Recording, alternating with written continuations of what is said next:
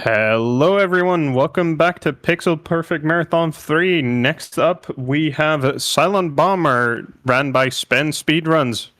Cool PlayStation game. There is a quick warning though on flashing lights and explosions, so if you're sensitive to that, please do keep that in mind. And with that, Spence, take it away. Oh, thanks very much, guys. It's a pleasure to be here. Like we said, my name is Spence Speedruns, formerly known as Dan Spence 94. This is Silent Bomber. This is a game from my childhood on PS1. This is so underrated because every time I speak to someone about this game, no one has a clue what it is or has even heard of it. And it was actually done by Bandai Namco back in 1999. It's amazing. So we have a choice straight away. It's tutorial or opening. So as soon as I hit opening time, we'll start, but I'll give a countdown for that. Like we said as well, because, funnily enough, there's a lot of explosions in a game called Silent Bomber, please do take care just in case. It should be okay, but just in case, please do take, obviously, extra care for that. Not much else to say. We're just going to get straight into the run. It's all like movement-based and things like that, so I'll do my best to commentate because it is fast-paced straight from the start. But we'll get the timer going in 5, 4, 3, 2, 1, go. So straight away we're gonna skip a bunch of cutscenes. So the end of the tutorial actually gives us these cutscenes of what happens to Utah, who's the playable character in the past. He's basically just having a bit of a nightmare. That's the tutorial section. So our mission here is to infiltrate the Dante, which is a spaceship that's gonna blow up the planet. So straight away you're gonna find there's a lot of these boxes that we're gonna be blowing up here. We're going to get something called E-chips. E-chips are upgrades, and we're going to get liquids as well. Liquids makes it so we can use different sets of bombs. We get gravity paralysis and napalm. So we're going to use napalm on this because every mission is going to have a different target. So by putting them down like that, we can set the bomb down and explode it whenever we want. So we're going to get some chips there. So every time we get a certain amount of chips, we're going to actually increase our bomb storage. So right now we've got 3.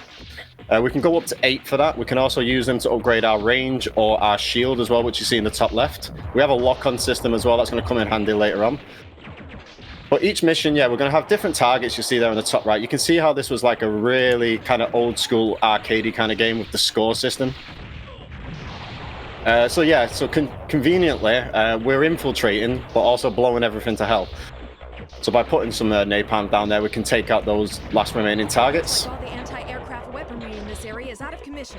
We're going to swap to our paralysis liquid. The marker is the next place you should go. For the boss fight upcoming. And proceed ahead. As soon as this door opens, we can blast through like that. So by dropping it in a stack like this, we can increase the radius of it. And the paralysis is severely overpowered, especially when it comes to bosses like that. And that's mission 1 complete. So we get a couple of cutscenes there that we obviously skip, and then we get a mission results screen. Now the mission results will give us a rank depending on how well we did on score, life, and time. But the ranks literally mean nothing. So if you play games like Devil May Cry, you normally get like a bonus, let's say, for whatever rank you get at the end of it. It doesn't occur here. We just basically get a score. That's how the arcade system of it really works. So same again. We're going to have... This one's more of a... we're going to get a sub-boss here, which is basically like our rival. It's one of... they call them hard shells, which is like mechanized infantry. So we're going to blow up a load of these containers here. We're going to get some liquids, some E-chips. And then we're going to get into the sub-boss fight. Every other enemy here that we don't actually need to get. So this sub-fight here, we're going to get 3 of them. We only need to take out the orange one. So 5 bombs will do that on him. So we're getting one with a 4 stack and then 1 right at the end there. So once we actually get through here, we're going to get the second boss, which is just a massive cannon. We use the paralysis to stop it in its tracks. And then we use the napalm to do some damage over time. And then we'll just throw a couple of extra normal bombs there just to finish it off.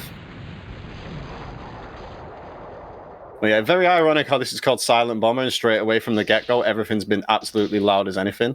We got a quick radio call here from someone called Ben Y. You don't need to worry who that is, but basically, with this game has Dante and Virgil from Devil May Cry series if you bought them from Wish. So there again, you get the clear rank of B, but that doesn't matter. So we're going into mission 3 now, which is a, believe it or not, a diversion mission couple of cutscenes there just to skip through real quick. So we have to take out the energy generators, which basically takes all the lights out and makes a big diversion, which you get in the cutscene before. Should be just beyond this area. By putting a 4-stack behind them, we actually blow up the little energy behind it, which does damage over time with the big enemies there straight away. Gonna grab some more liquid and another E-chip. You're gonna be seeing a lot of these E-chips throughout the run. So we're getting another 2 here, and there's another 2 at the far end. So we're going to use our burst drive, which is what it's called here, which is like our little thrust system. And as you can see there, I already have enough E-chips now for 5 bombs. And once we get the 8th bomb, it will be manual how we put those E-chips into our unit. So by using the liquids there, we can utilize it so we can put one down, pop it. That'll do damage over time for that target. We can wall hike off of it there and get the burst drive to go up to the next side. We're going to get another E-chip. What's funny about these storage containers is that it actually... Destroy everything. Apparently that one didn't die. There we go. So the containers you see there, some have a red light, some have a green light. Green lights will always give a liquid or life, and a red one will always give an E-chip. So by utilizing just the movement speed that we've got with the burst drive, we can make sure that we get the right E-chips in the containers there. So we've got 10 of these energy condensers. We put a stack of 5 paralysis down, and like I said, paralysis is overpowered. If you put more than 1 down in a stack, you basically get orbs based on that kind of liquid. So the more napalm you put down, the bigger the flame, the more paralysis orbs, gravity orbs, that kind of thing. So by doing that, you actually see it expand there, and it will hit every single one of those condensers all at once.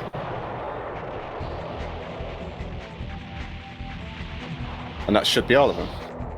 So now you can see the energy's gone out, so we're very much in darkness here.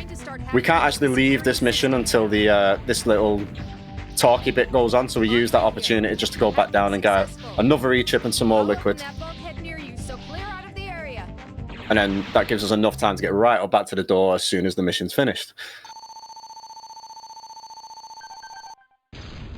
Like I say, the clear ranks, they don't matter.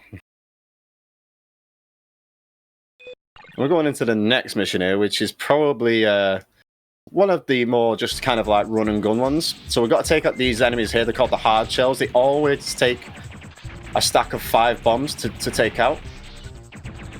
So what we actually want to do here is try and lure them together like that, so we can get more than one in one hit. And then we're going to go over, we're going to call the lift down, but obviously it takes a little while to do it, so we can run over, grab some more E-chips, some more liquids. And that's obviously give us our 6th bomb there. We're going to swap to paralysis because we're going to need that for the sub-boss at the end of this mission. I hope you all like lifts, because there's about 6 in this mission. And can I also say that the soundtrack is absolutely banging. I always have the soundtrack higher than sound effects when I play this game. My sabotage should have been flawless.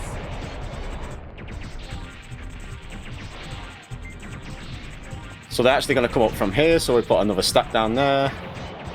There should be one more that comes up. There he is. And that'll be that for this floor. So it's like a wave system. Like you see, this is very arcadey. So even though the target says 10 there, it's probably going to be a lot more than 10 that we actually have to destroy. But the 10 are the actual full targets. You'll see them designated with a marker that's said in the tutorial. They're usually covered in some sort of red light. And then one of the targets will always just be that wave for that floor. Hurry, we're in deep trouble! They've spotted us! Get us under some cover now. I can't! We're totally surrounded!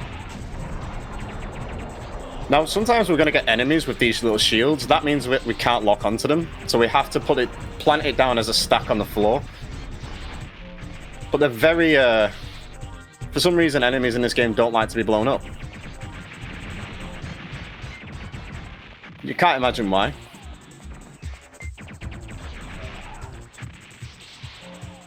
It's almost like they want to be impeding to our mission here. I'm gonna grab some quick life there because I did take a little bit of damage. The thing with this game as well, with it being in the night, is it's it's very hard in areas. It's a lot harder than it actually looks. But we're coming to the final wave here, which is the sub-boss again from earlier. They're going to take a little bit more. So I'm going to get, hopefully, a burst up there so we can get in the position correctly. So we're going to hit him with a paralysis just to keep him in place. And add 5 more bombs onto the stack. That just gives us a massive damage output there. So the paralysis obviously keeps him in place, and then with a 6 stack, we do the most amount of damage we can do at that one time. So 3 stacks of those will take him out pretty easily. This next mission is probably one of the more claustrophobic ones. It's also the worst mission in the game because of how claustrophobic it is, because we can literally get sniped from anywhere. Oh, actually, no, tell a lie. I'm getting my missions mixed up. This is a rescue mission now. We need your help. We're no longer Hurry. infiltrating. My directive is to destroy this ship. I'm not here for a rescue mission. I can't believe you. Don't you even care what happens to your teammates? So if you like your escort missions, this is the one for you. I'm ordering you. Proceed to the lander at once and repel the enemy. So here we have to take out these flying kind of like plane mechs before the lift for the next area will come up. So by doing the lock on there and jumping up towards them, we can get them pretty quickly. We can plant bombs before they actually become active with their hitbox. So as soon as this one becomes active, I can blow that. And then I can get another stack just to take it out from there. That one likes to snipe me, so we'll just take him out. You can see how the arcadey style here with the bullet hells kind of sections. It can be very... you can be stood there and be absolutely fine, but then you'll get sniped from off screen. So we're going to go down first. We're going to get a lot more E-chips. I think there's 3 down here in total. So by the end of this mission, we'll have enough for 7 bombs. And then we're going to have to do like a bit of a tower defense kind of section at the end of here. Because you can hear on the radio our teammates are actually under fire. You can see instead of a target now, we have a shield counter. That's what's going to happen at the end of this mission. We're going to have to basically protect our teammates and the ship that they've crash landed in. The only drawback with this is that our own bombs will actually take their shield down. Friendly fire is a thing in this game. But we're going to get an enemy on either side, so we're going to get the hard shell first. A quick 5 stack will take them off, and we're going to use the range there to plant another 7 stack over the other side. And we're going to basically keep alternating between the 2. So even though you can see the reticle for the lock on there, you can actually throw bombs even further than that. So you can see there, one of my stacks accidentally hit the shield a little bit, but it's not too much of a problem. Our bombs do damage it, but not by much. I believe it's 1% per bomb. So if I hit it accidentally with a 5 stack, it'll only take 5% damage, and vice versa. But you can also hear the audio cues of them flying in. And then we come over here, we can see the visual cue of as soon as it comes on screen, it's vulnerable. And we keep alternating like that.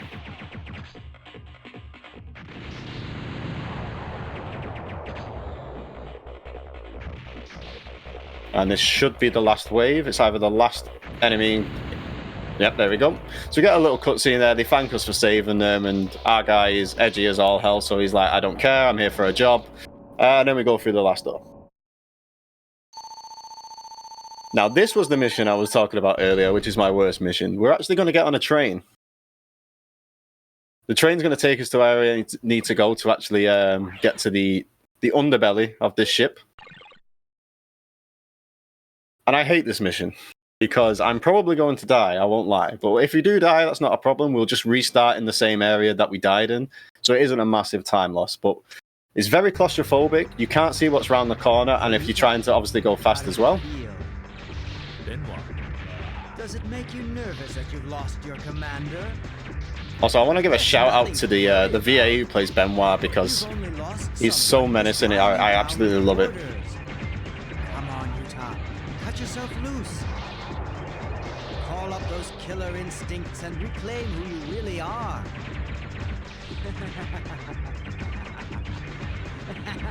What's great about the liquids that we can put down is we can put down normal bombs straight afterwards as well. So we're getting that damage over time, and then we can get a big stack on them as well. But these lasers here are a pain because they do a lot of damage, and it's very hard to dodge them, especially if you can't remember if there's 2 or 3 in a row. That's normally my issue. So there is, we almost made it through there, but we got clipped right at the last second. I'm going to grab another E-chip there and take some damage to go backwards. That way we have iframes after taking that damage there, so we don't get hit by the laser. And we're going to go into the next section here. It's more of the same. Finding your way around this can be very tricky on a casual playthrough, so when you're trying to do it fast, it can be even worse, and especially when you get knocked back like that. It can really put you off sometimes. Those little spinny discs there that I'm planting bombs on, they're basically switches for laser gates, so you have to hit them, and the more bombs you put on them, the longer the gate is open for. So we only really need to put 1 or 2 down on it because we're only going to burst through. We'll grab some more liquids just to be on the safe side. And then we can carry on.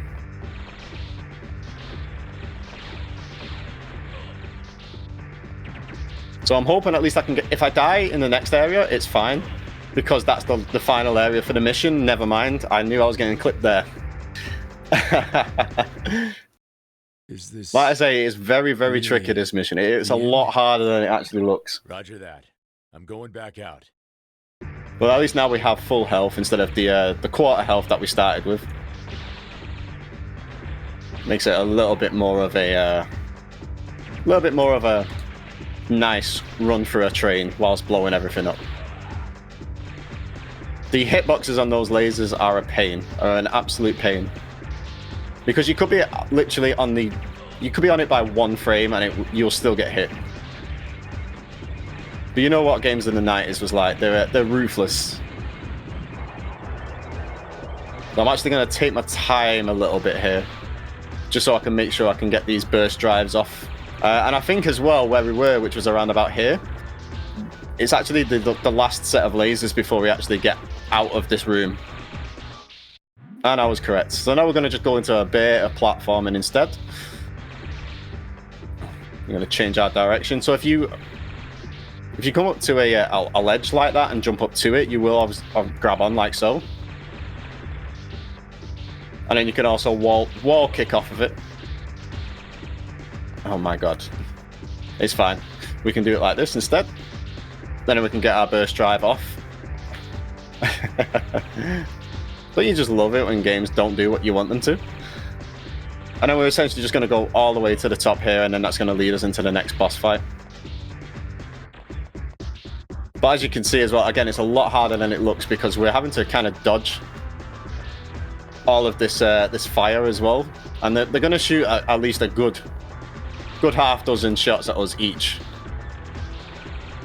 And the hitboxes of them can be really tricky to differentiate sometimes. You might feel like you're safe, and you go for a jump, and then you'll get clipped. So here we go. We're here for the boss now. We're going to do it the exact same way as we did in Mission 1.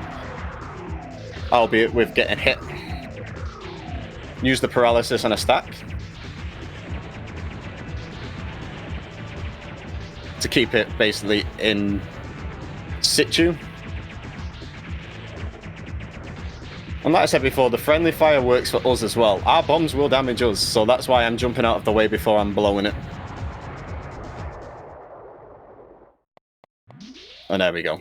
So we don't like that mission because, like I say, it's very claustrophobic, and without being able to see, you can probably just hear something shooting at you, and you won't see it until it's too late. And then you get those lasers you have to jump over. It's a nightmare. So we're going to skip some cutscenes there after getting out the linear liner train. And now we're going to do a bit more of a disruption kind of mission, similar to one we did earlier. We're going to take out some energies. I'll let the game actually tell you. Therefore, several dedicated air plants are located in the area. If I destroy them, will 1,200 people suffocate? Take it easy, they'll survive. The backup plant will kick in. but it will cause a big commotion. And then you'll take advantage of the confusion and escape. That's right. I'm counting on you. So that basically explained this mission to us. We've got all these targets here. There's 6 in total. We're going to go around blowing them all up, and then we're going to get into another boss fight. You can see there's a bit of a pattern here with how these missions are spread out. 9 times out of 10, we're going to have a target to destroy of some kind, or some sort of an objective. We're going to grab E-chips as much as we can along the way. That should be the last one. And then we're going to get a boss fight after that. The entire residential area is in a panic. So we're literally just waiting for there he is, never mind. And this is the 3rd and final time we're going to face this this orange hard shell here, but he's got a bit bigger. This is where our paralysis comes into play. So by putting a 7 stat like that, you see how those orbs are?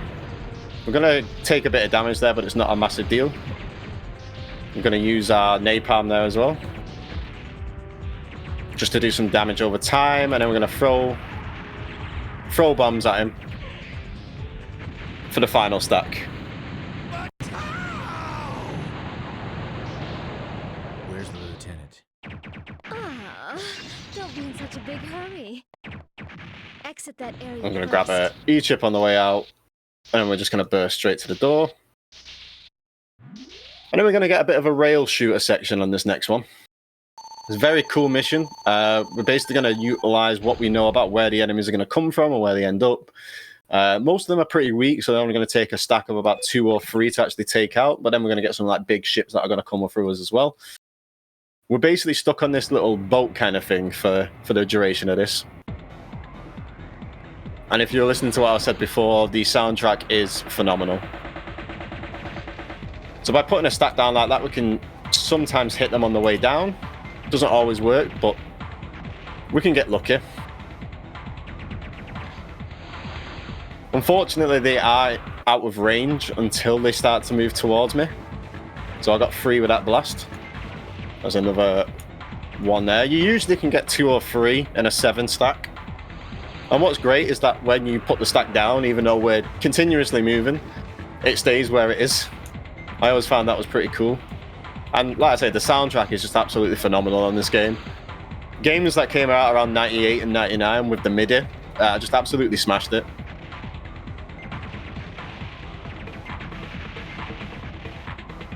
So now we should get a...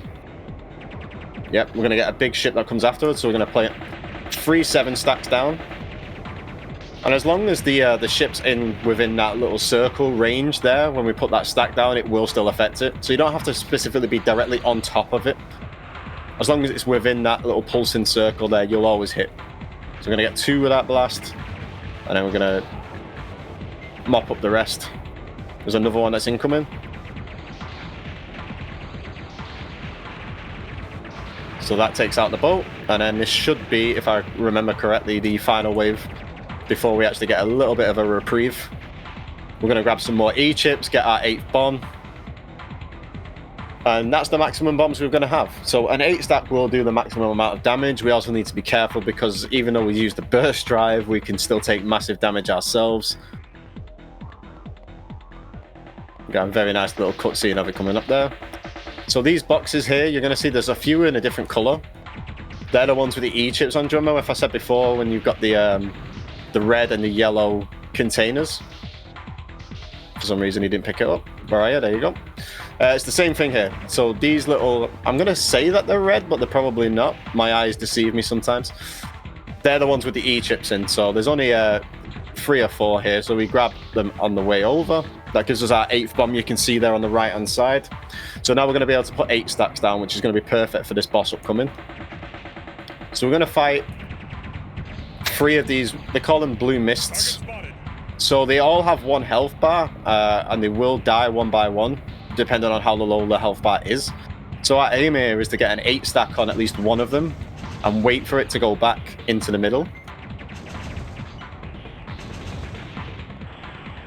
We didn't really get it there, but we still managed to get all 3 with at least a 6 stack. And this is the attack we definitely don't want to happen, because they won't move on to another attack, which is like in its cycle. until these are dealt with. So they're going to throw rockets at us, and then they're going to try and shoot us again. You'll know when they're going to come in for a close attack, because they'll do this move. So now we're hoping. So we've got an 8 stack on him. We're going to wait for them all to go back so they're all together. And we're going to get all 3 at once. You can see how it takes out literally half of the health bar.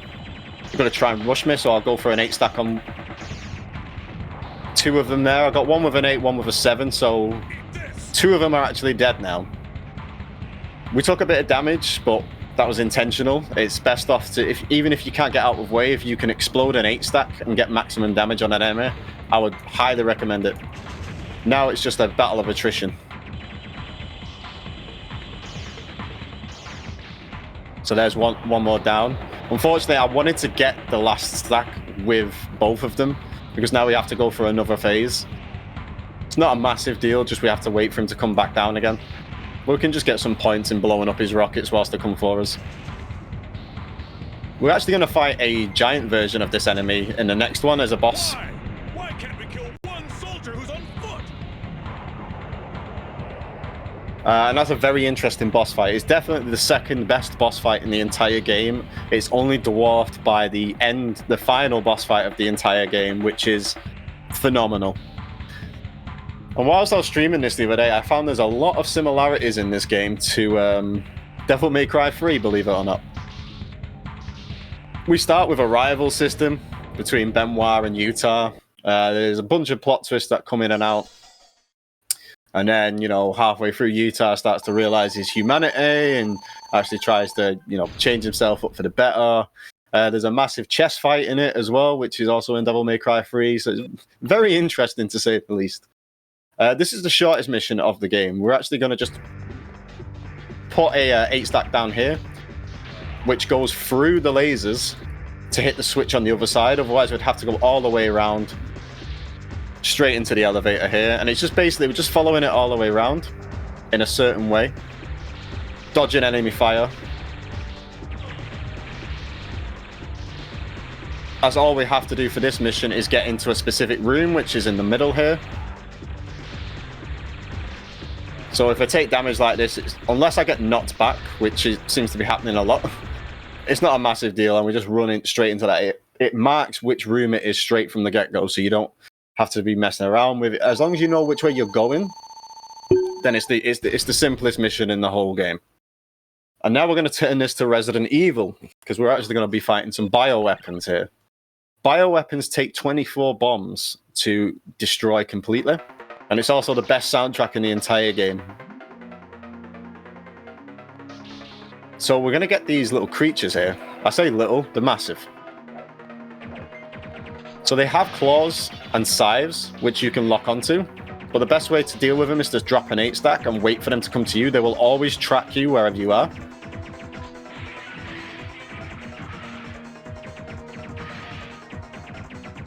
So he's going to jump at me, and then we hit him with the 8 stack, and then we go. Again, we're going to go for the red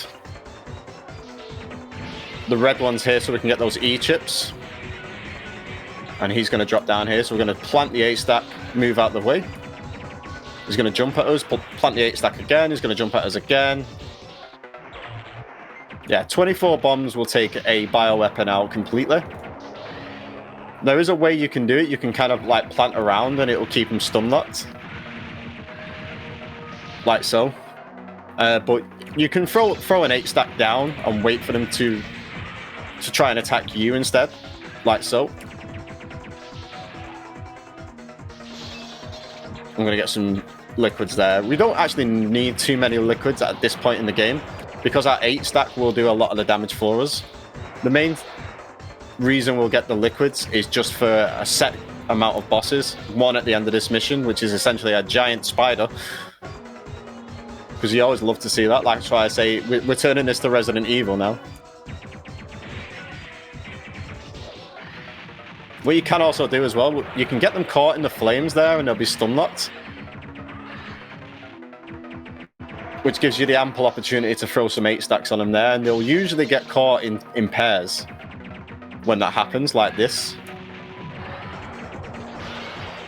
So by throwing the 8 stack out, you'll hit both of them at once. And this is actually a really good mission. It doesn't usually kind of go this well. I've just jinxed myself now. So we're going to get another E-chip there. The E-chips at this point are only going to go into shield or range, depending on what mission we're in.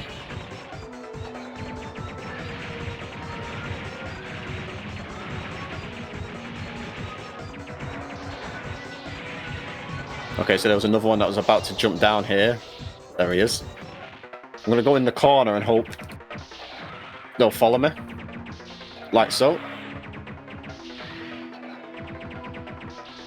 That should get both of them.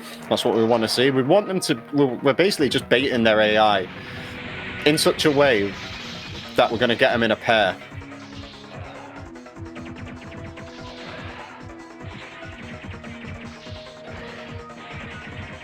Like I say, they don't necessarily have to be in that reticle for the stack. They could be like a slight pixel off or a slight frame off and you'll still hit them.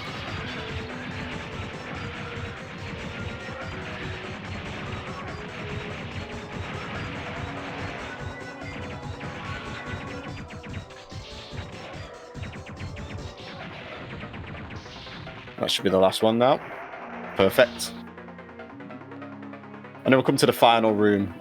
When you see them kind of like moseying about up the top there, they can be a bit of a pain. So that's why we smash the glass, because if you smash the glass, then they're going to come down. You can get them caught in the flames. Hit them with the cheeky 8 stack. Oh, that one didn't want to get caught, unfortunately, but it's fine. We'll just get them a few.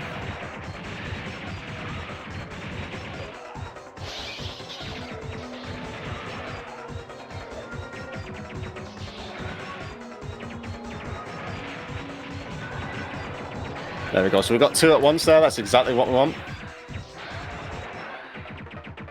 The lock-on failed me there a little bit. It planted it instead of locked on. So to lock on, I should have mentioned this earlier.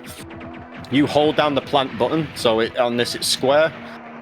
Pretty much taking care of the bioweapons. I'll let him expose for a second. I'm reading one enormous biological signature left in the area. There we go. I'll do this boss first and I'll explain it. So here's Mr. Massive Spider. We're going to throw in an 8 stack down of the gravity. That's going to keep him stun locked and vulnerable.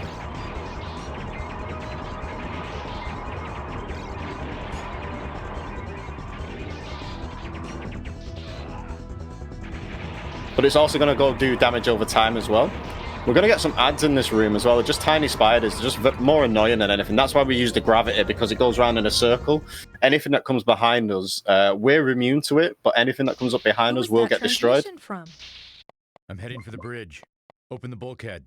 So as I was saying, Alright. yeah, so the lock-on system works is you hold down the plant button. That brings the reticle up, and then if you go over an enemy, it will lock on, you'll hear the beep. Otherwise, you can just throw it through the reticle instead, and it just goes a little bit further. So this next mission is basically just one big survival mission. We're going to be up on a lift. That goes directly to... I'm going to put 2 in range because I'm going to Take need that up it. to the top level. So each upgrade needs more E-chips. So the first one's 3, then it's 5, and then so on and so forth. So we're going to get a few more, but not too many more. I'm going to put an 8 stack down here and hope we get some good RNG and one will go near it. He was just off. Unfortunate. But if you remember these from earlier, they're back with a vengeance. They're not the same ones, unfortunately, which I used to think as a kid. I thought it was the same guys that came back again. So we're going to use similar tactics. We're going to try and bait them into a certain attack, and then hopefully we'll get a nice stack on top of them. So there's 2 out of 3 down. We're going to get 3 waves of these guys. So we're hoping to get an 8 stack every single time. We can either lock on or kind of throw it out into the airspace there. Like I say, even though we can throw them out like that, they will just stay there because gravity is not a thing with bombs. So the camera kind of messed me a little bit there. So I don't actually know if I hit anything with that 8 stack.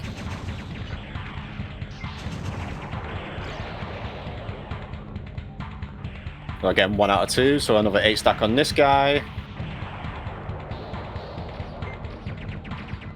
That's the perfect kind of move for him to use there because he can't move whilst he's doing that. We're going to get stopped here. We're basically just set on a timer. There's no real... I'm presuming it's a timer. There's nothing I've ever seen that actually leads me to believe it's not. I'm not at the top level yet. I've lost control due to enemy intervention. Stand them off until I get back online.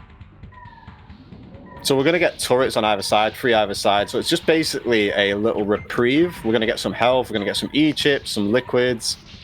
We're just going to blow some stuff up just because we can. Again, I need to go and lab this personally, but I don't know if there is just a timer-based little intermission on this mission, or it's linked to how many turrets we blow up.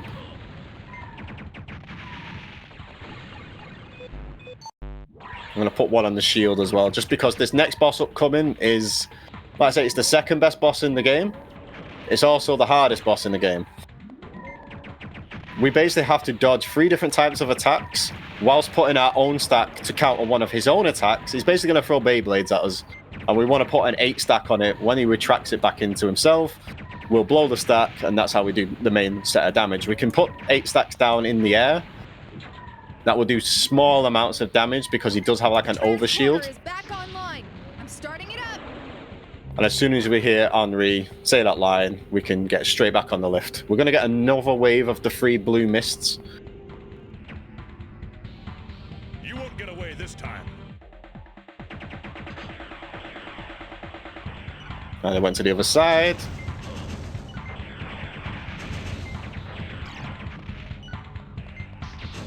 This is also why we put those extra 2 points into the range as well, because they're all flying all over the place. So if we can lock onto them from further away, that's obviously better off. I was just a little bit too out of time for that one then. This way. What's to note as well, that if you are stunned by an attack and you're on the you get knocked back, you can't explode your bombs, which is a pain, because it would be quite beneficial as like a desperation kind of move. This.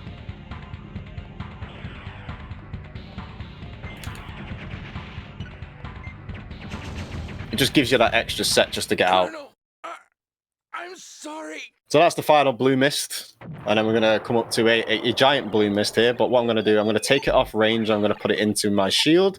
Like I say, this boss is hard. This is really hard. He's going to throw 2 Beyblades at us, and we're going to need to put an 8 stack on it, all in one, whilst also dodging lasers and missiles. And his Beyblades do a hell of a lot of damage. I say you can hit him with an 8 stack just like that, but the damage is minimal. So we're going to hope for some better RNG this time. You want them to go either side like that. It gives you a little bit more breathing room. Once it goes back inside, you pop the 8 stack, job done.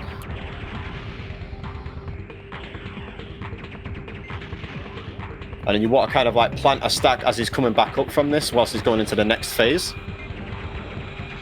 And that way you can get a little bit more like chip damage. So by going to the opposite side, we can sometimes bait him to going back to the exact same side. He's going to throw some lasers at us, so this is what I mean. He's going to do that first, whilst we're also trying to put an 8 stack down on him. And then fire rockets off, and he's going to fire all sorts at us. Basically, this is a pick a god and pray moment. And that's why we also put 2 extra points in shield. Because otherwise I would be dead.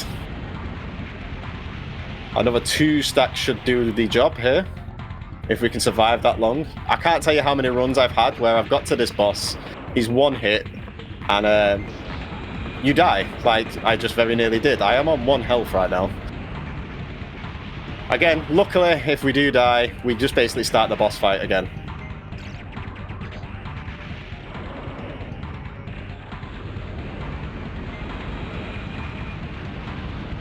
We've got a 5 stack there. Literally 1 more decent enough stack will finish it.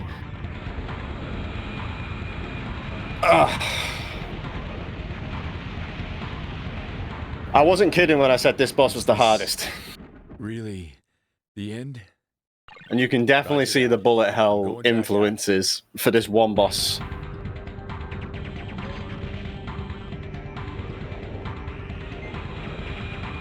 It starts off very easy and then it gets very unmanageable very quickly. Especially when you blow yourself up.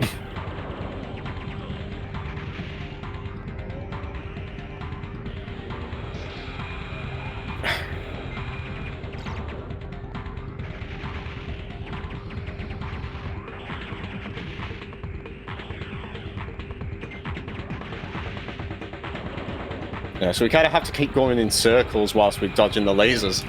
Whilst also waiting for his Beyblades, whilst also trying to lock on and plan and dodge missiles. And get that chip damage off just to make the fight a little bit quicker.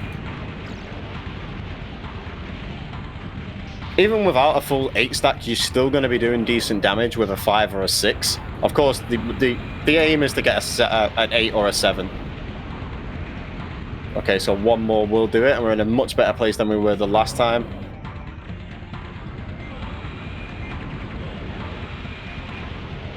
There we go. Job done. We very nearly died again, a second time. But that's definitely one of the best bosses in the game. It's also very much the hardest boss in the game. And if you had this on PS1 like I did, apparently it's very common for this game to crash at this point. I had 4 copies of this game at one point because they always kept crashing on this one cutscene. Luckily, we shouldn't have that issue. We don't. We're fine. We used to get to the end of that mission, it would go black screen waiting for the cutscene to load, and it would just never load. I bought 4 different copies of this game as a kid. It just never wanted to work. But we get to the bridge, basically all the crew's dead. Benoit outs himself as the big bad. He's took over the ship, and he's basically going to use the cannon on it to blow the planet up. So now we're on an escort slash defense mission. Now this is a bit different to the other one. It's timer based, but I don't know how long the timer is. We're going to get the bioweapons coming at us. They're going to take the same amount to die as they did earlier. But what we want to do is we want to keep them focused on us rather than on Henri there, who's hacking the door. So by planting one bomb on each of them and setting it off when they go for Henri, we can bait them into continuously chasing after us, which lets the timer dry down a lot faster. Again, I don't actually know how long the timer is. It's just one of those missions that you, again, pick a god and pray. But at least we get the banging soundtrack going. Friendly fire is still also a thing in this one. Henri will be affected by our bombs if we're not careful, which is also another reason why we only put a 1 stack down instead of an 8.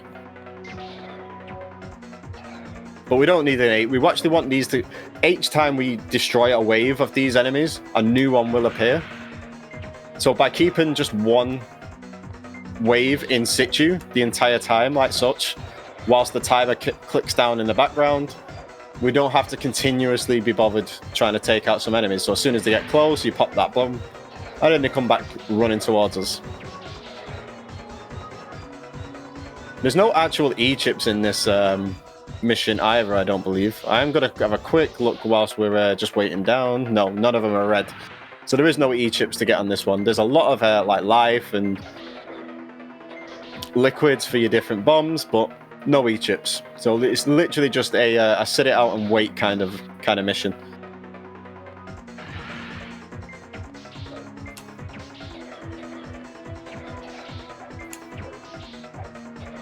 And once you get obviously to a certain point, I'd probably give it another wave as such, and then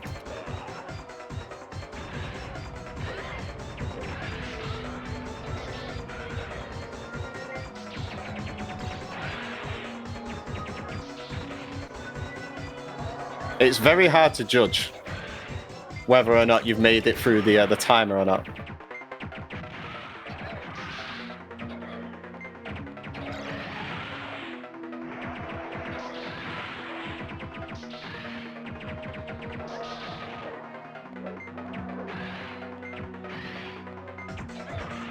Can you stop, please? Thank you. Shield's down to 60%. We're still okay.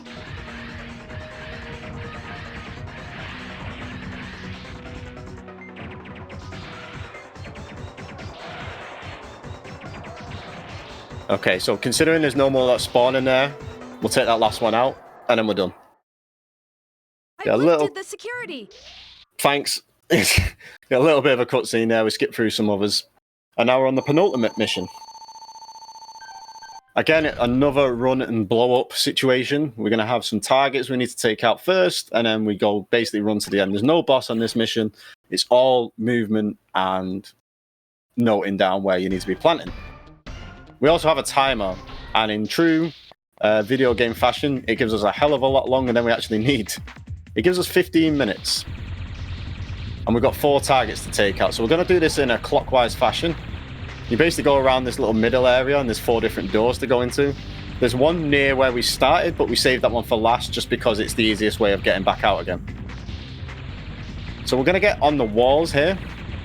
Whilst I plant this 8-stack, you're going to see it's going to come up and down. There's a switch on it that we need to wait for so we can disable this this laser gate. So as soon as it comes up, we'll hit that 8-stack, and then we're going to go down to the right.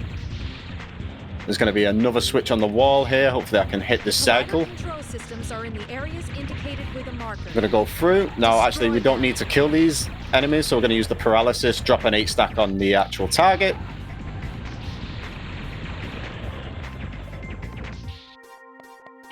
Oh my god, I can't.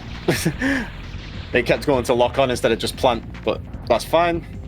I'm going to go back upstairs. I'm going to hit the cycle when the switch comes back up on the other side here. Hopefully that gives us enough time to get through. It did, that's fine. I say, going fast in this game is all about knowing where those enemies are and trying to avoid their cycles there. So sometimes you'll see me kind of like buffer the burst rush, because I know otherwise we're just going to get hit and we're going to go flying back, which just basically negates the whole point of using the move there.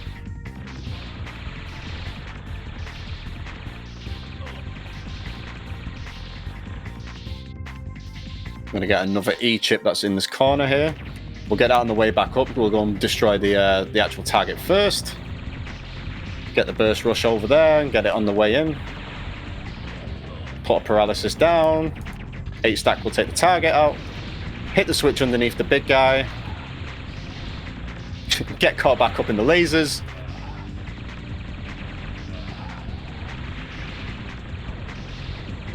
And now we're on our merry way. So there's 2 different types of rooms in this mission. You've got the rooms where you can see where the switches are at all times, and you've got rooms where you got to wait for them to come up and you got to hit them on a cycle. So there's 2 of each. As you can see there, it's just, you can get stun locked so easily in this game. Like I say, it's a lot harder than it looks in areas. Especially if you're not sure where the life drops are as well. The life drops are actually fixed in the containers. It's not RNG. All of the drops in the containers are fixed other than E-chips are the ones that are the most consistent, but once you obviously have the E-chips, if you were to replay this, it just changes it for liquid or life. So again, hit the cycle, then we're going to go down. We're going to go to the left-hand side this time, I believe. No, we're not. We're going to come back up the lift. Because the professional speedrunner got the direction wrong. We're going to go down this side instead now. We're going to probably miss that cycle with the switch down at below, so we're going to have to wait for it to come back down. Not a massive issue. I'm going to kill this one. Just save it being a pain. Hit that switch there. Quick paralysis. 8-stack. Hit the switch. Burst out. That's 3 out of 4. We've got 1 more room, which is the easier type of room, where we don't have to wait for the switch to cycle.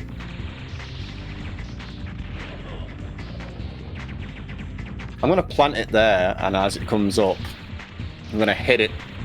Time it so I can hit it, and I'm already at the gate.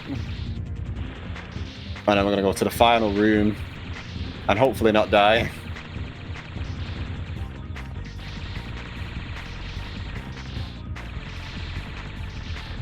I say there's the exit there. It's also the entrance. So we saved this one for last because it's the easiest way to get back out of the mission.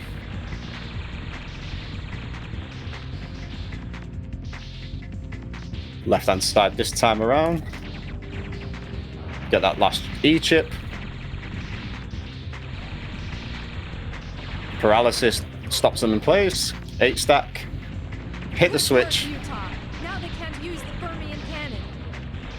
Get out of there quickly before the place chain reacts. And what's interesting is that the timer actually disappears at this point, even though we've just been told that it's going to explode. Please don't kill me. I'm going to take this slow, just so I can definitely get some dodges. Because I don't want to die at this late in the game. Thank you. Oh, this is terrible. This is horrible. Get me out, get me out, get me out. There we go. Okay, we're on the last mission now. This last mission is essentially just a boss rush. We're going to do a fight with a massive chessboard, and then we're going to fight Benoit. This is also probably the greatest area in the game. We're in like a bit of an AI simulation, which is the brain of the entire spaceship. It's very cool. It's very cyberpunky.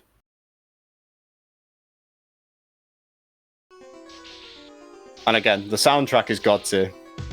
But we're going to get a lot of exposition here, and they're unskippable, so I'll just let it play out. So glad you could make it, Utah. At this moment, the Dante is slowly closing the distance between itself and Hornet. And there's obviously Virgil from Wish. We're Dante. You can just tell by the hairstyles. One's in black, one's in white. You can see how it goes. Its speed is gradually increasing. Eventually, it will pierce the atmosphere like a bullet. Essentially what Benoit's referring to here is because he's took over the ship, he's put it on a collision course for Hornet, which is the planet below, to basically annihilate the planet because he's insane. When that incandescent heat bearing the mass of a continent comes crashing down, accompanied by countless fragments, what a beautiful sight it will be. If you notice on Benoit's left arm, he has a bomb unit the same as us. We have two, one on each arm. Benoit basically has the exact same abilities as us. So when we do get to fight him, he can lock onto us, plant stacks, he can make holograms. It's a very fun fight.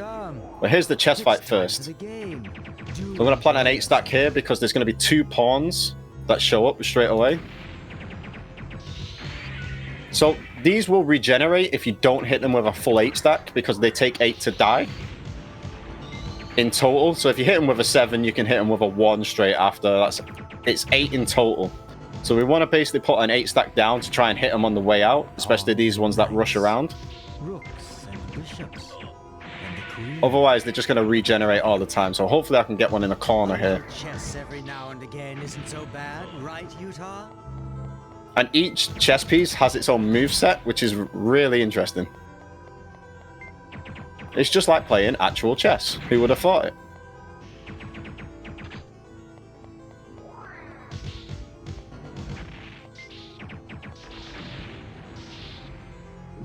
And every so often we're going to get a life drop as well. So we're going to drop another 8 there. These are guys going to be lured in. Get them with the 8-stack. Then the queen's going to show up with a few pawns. Now we want to take the pawns out first, because if they do get to the other side, like chess, they will turn into one of the other types, which we don't want. Now if we plant an 8-stack here, and we go in the corner, we're safe from our own bomb. And the queen will always be baited into just basically running alongside the same side there, because they can't... We're not technically on a square at this point. But the queen is basically bound by chess rules and can't not move unless it's on a square. Okay, so time will be coming up when we hit the last hit on Benoit and his health bar goes down. So I'll call it when it happens, but it can be very fast paced. So Benoit is essentially the king. Without the king, the game just isn't interesting. Our aim here is to plant big 8-stacks and lure him into it. But he's got a lot of tricks up his sleeve. Like I say, he can lock on and plant bombs on us. He can also make holograms of himself, because that's fair.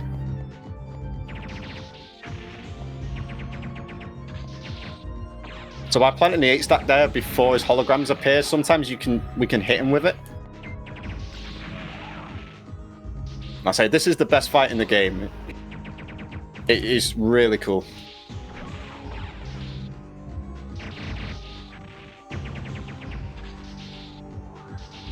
If he does grab us when he's the giant hologram, we basically have to watch a little bit of a like this. Come with me. But we'll be taking damage You're over the time. only one who has what it takes, my friend. And as you can see, we take a lot of damage. And I really don't want to die here because we have to do the chest fight again.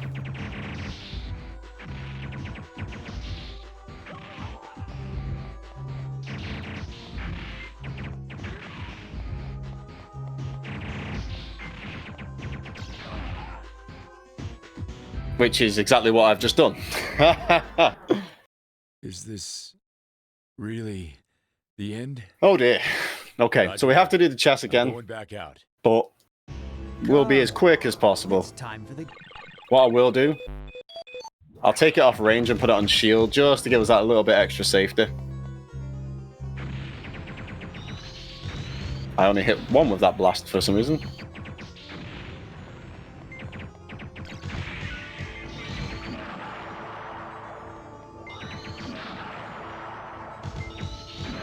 There we go, I got both of them with the 8 there. This is going terribly. Pawn and knights, rooks and bishops, and the queen. A little chess every now and again isn't so bad. Maybe we get to listen to his little chess monologue again.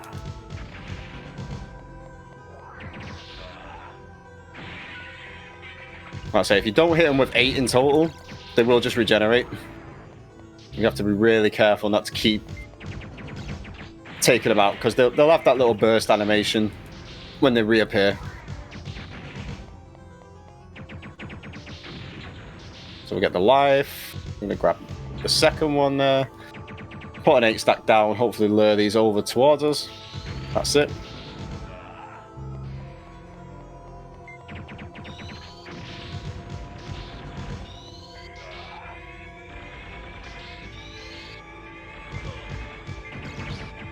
There we go. So unfortunately, I missed the getting the pawn there. So now it's turned into a different kind of chess piece. And it doesn't matter what corner you go in to lure the queen into that little that loop there. She'll do it no matter which corner you're in. That's not meant to happen. Okay, so maybe I'm wrong on that. Ignore everything I've just said. We're going to go into the top right corner, which I know works. And we'll do it from here. There we go.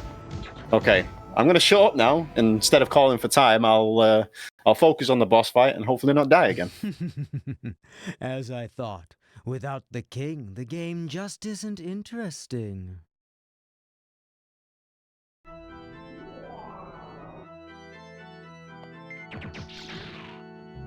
This is Hornet's destiny.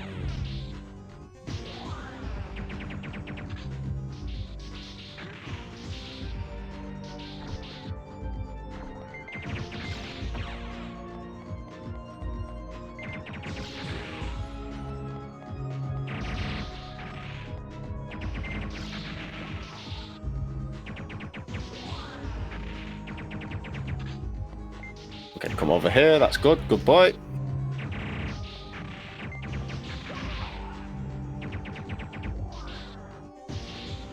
Okay, we'll leave the 8-stack there. Oh, that's bad.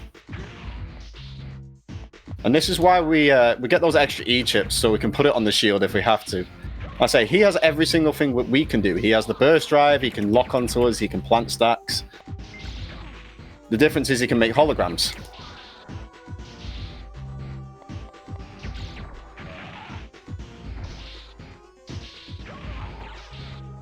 Now, the holograms that aren't him are brighter, so we can differentiate between it from there.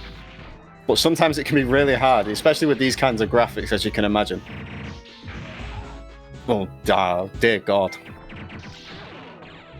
Okay, we're nearly there. One more good stack. We'll do him in. If he doesn't grab us like this. I mean, it's great to see these little cutscenes, because you don't normally see them. Time. Woo. And there we have it.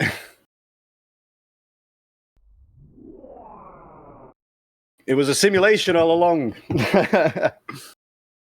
I just got to shout out this voice actor who does Benoit, because this ending cutscene is amazing. It's quiet, Absolutely amazing game. like those city ruins. You basically get the expose of what happens in the tutorial. Do you remember, Utah?